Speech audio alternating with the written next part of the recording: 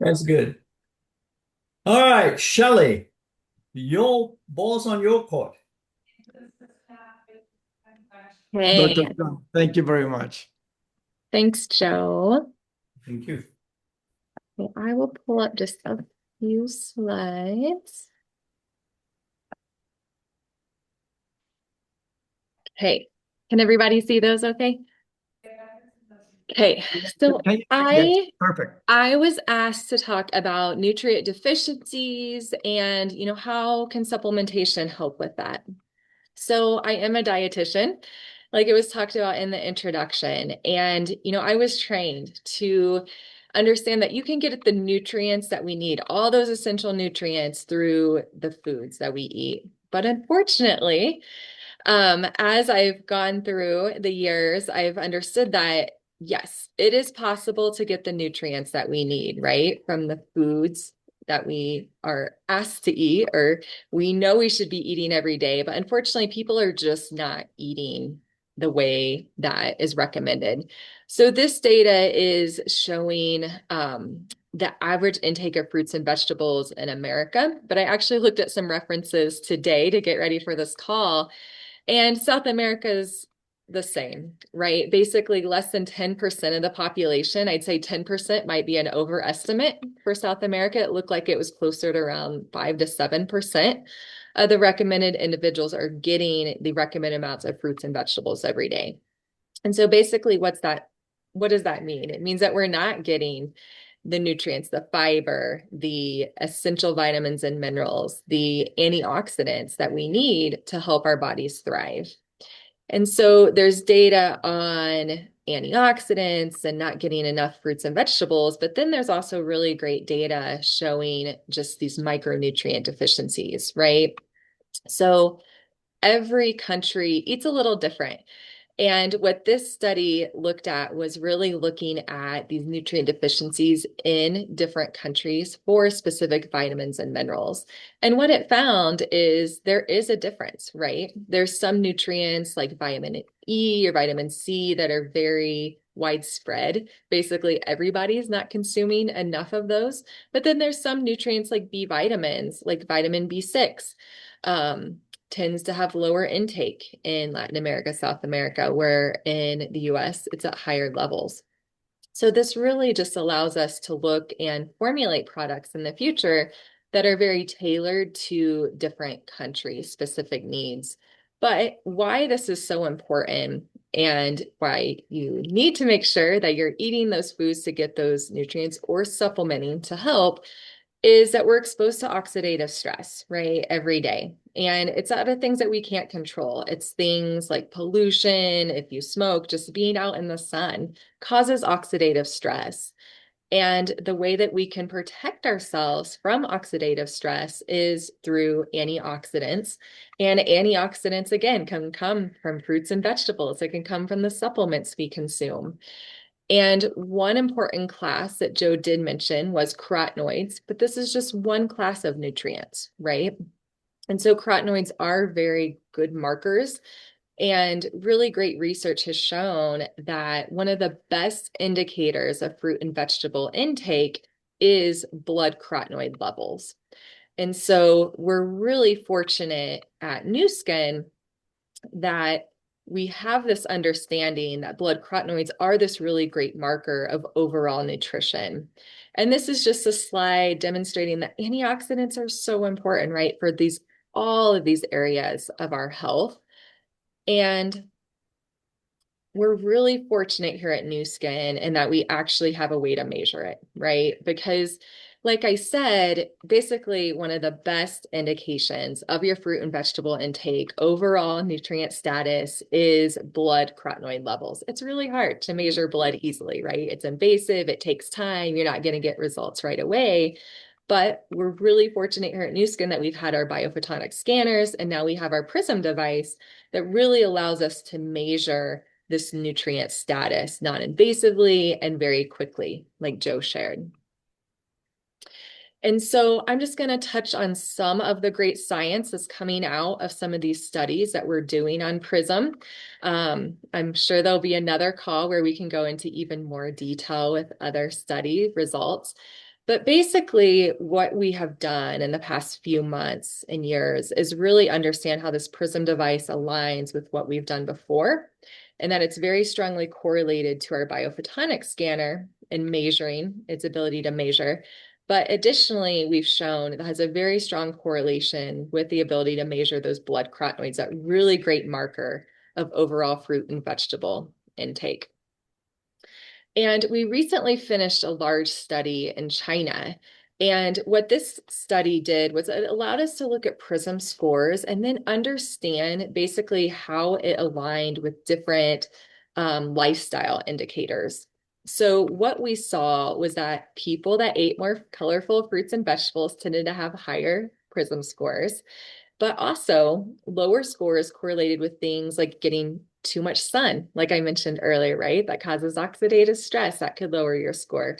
Not having healthy sleep habits, staying up late, potentially not being as active, right? That can cause lower scores. Higher scores related to things like being more physically active, having that healthier sleep routine, and just having a healthier overall diet.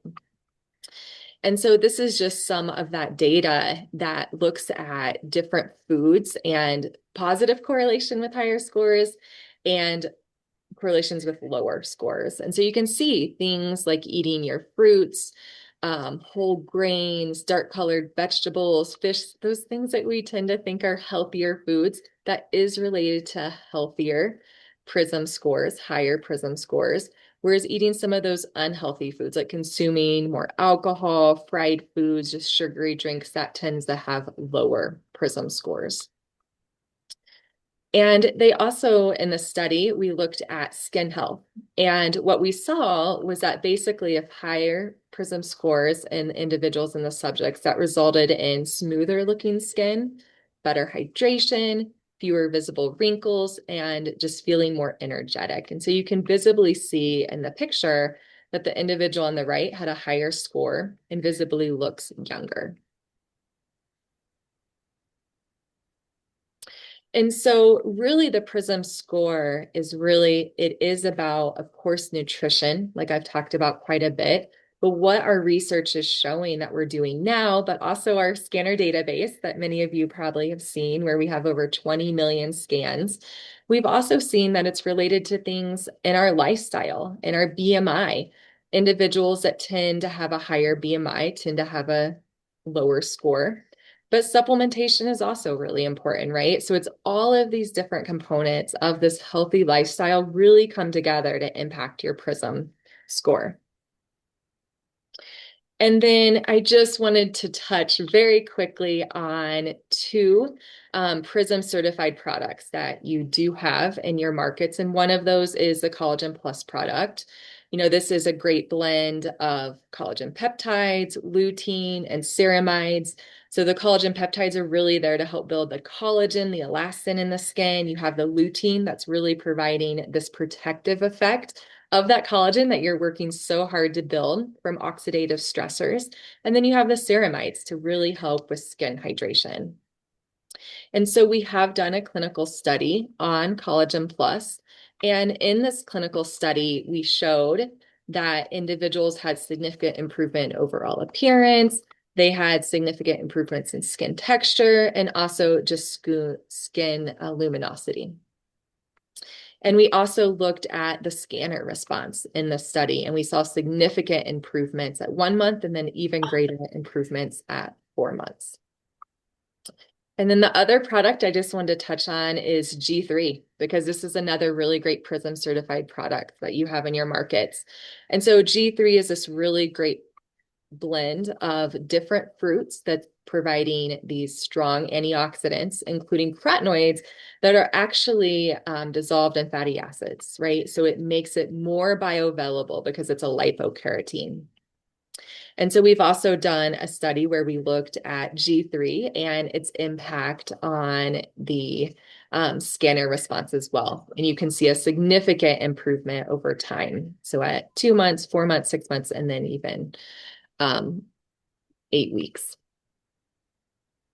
So that is all I had. So I know that was really quick, and I'm happy to take any questions that you have. Thank you very much, Dr. Hester. Let me look for some questions. Si alguien tiene alguna pregunta que le quiera decir hacerle a la doctora Hester, bienvenida. Um, can G3 be consumed from pregnant women? Yeah, I don't see any concern. I think whenever we're talking about pregnant women, we always recommend working with your physician, but I don't see any safety concerns with G3. But again, check with your physician. G3 is this great product because we do recommend it for kids and adults. It's really great for all life stages and can impact that Prysm score.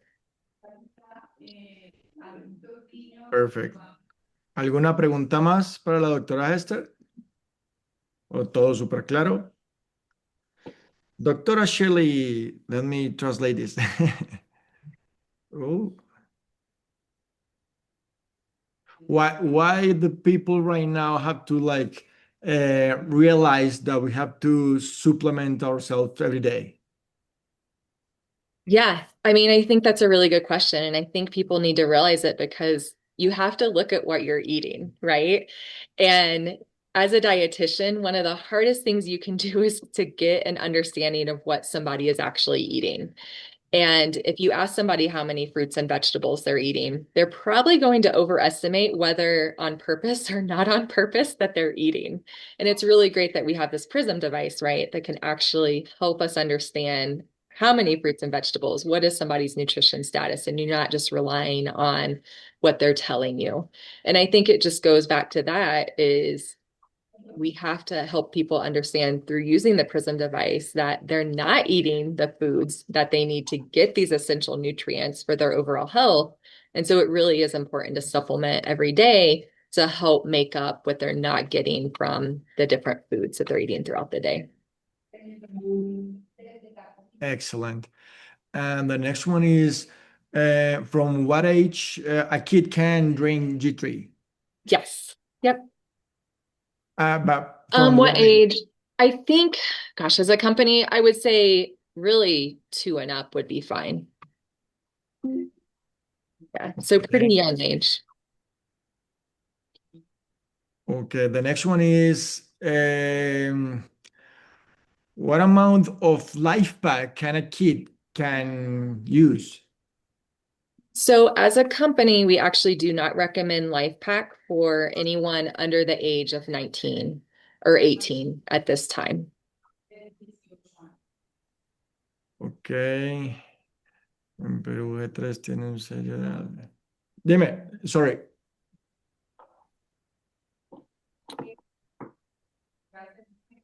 So what product can you recommend for kids? What product? So for your market, it really would be G3. We also have our Jungle Moles product in some market. We will be coming out with, in the US, we've already launched what we call Life Pack Elements, and that'll be coming to your markets soon. And that we are recommending 1 tablet a day of Life Pack Elements for 12 to 18-year-olds. So for teenagers, they can take that Life Pack Elements, and we are recommending that as a company. Perfect, Dr. Hester. Thank you very much. Lily, ¿vas a decir algo? No, que se había quedado sin micrófono María, pero no. Okay. I think we done with Q&A. Thank you very much for thank you so much. input they have. Thank you for being with us. Now we have the Steve, please. We're waiting for you. Hello, everyone. Buenas noches. What a pleasure to be with you. So grateful for the opportunity to be with all of you. And I know we don't have much time, right, Lily? It's a very, very short period of time, correct? How much time do we have? I Maybe think 5 minutes?